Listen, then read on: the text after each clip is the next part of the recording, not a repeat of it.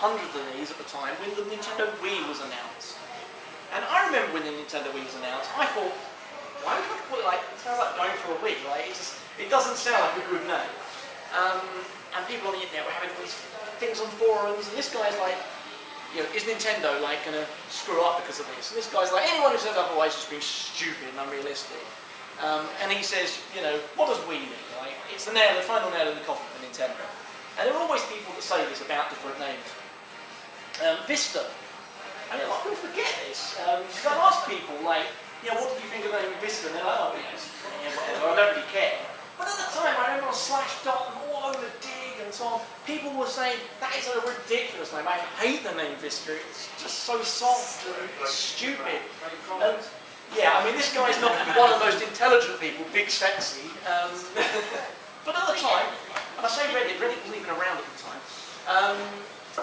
But this guy's like, you know, they should call it a name that really will match it, like slow bloated crap. It has a nice ring to it. But I'm not an MS hater. I hate to see what people who like Microsoft are like, because people who really didn't like them. And we had the same thing recently with the iPad.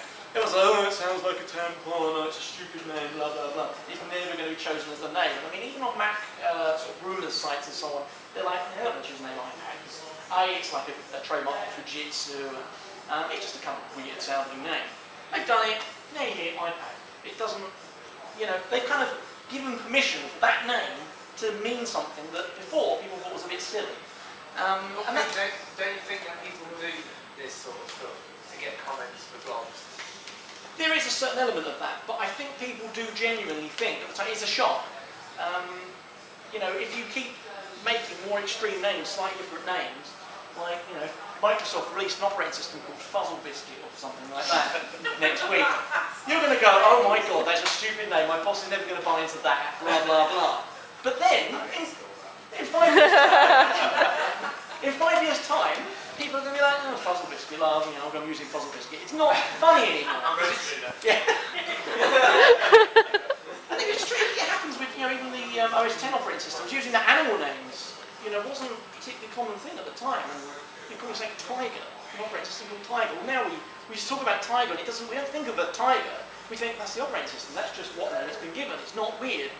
And you notice next time some big product comes out that's got a slightly wacky name, just think, okay, this is how I feel about this name. This is my visceral response to this name. It's a bit stupid, it sounds, you know, whatever. But then think, in a year's time, come back to it and think, is that really the name? Well, no, because you've been sort of given permission to think about it. It looks like we've lost the signal again. So instead of showing you the slide, I'll talk about the next one so it comes back on. Talk among yourselves.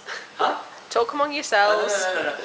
Comedy. There's a comedian in America, Gilbert Gottfried, you might know. He's really annoying. He talks like this all the time. He's just like really annoying. And a few weeks after September the 11th, there was what they call a roast, which is where you get a celebrity and you sort of tell stories about them or slightly nasty jokes about them. It's kind of a way of actually saying that you like them in a way. It's giving them props, but in a disrespectful way. And these are quite sort of a big deal on American TV. And Gilbert Gottfried comes over and he says, oh, I'm going to have to take a late flight out of New York today. He says, but I'm a little bit worried because my first stopover's at the Empire State Building. And it went out like a stone, because it's 2 weeks after 9/11 and America was very touchy at the time. But he was like trying to push a boundary, and this is what a lot of comedians do. They're always trying to push boundaries to see what happened, and it bombed totally. And it's because he was kind of hitting up around the moral area, around the whole idea that people were mourning. And in our society, the whole concept of mourning is not something you can really push on too much. It is one of these moral level things. Like if you brought up when Diana died, why are these people crying in the streets? Why are they using flowers? You can't push too far there. It's a touchy subject for people.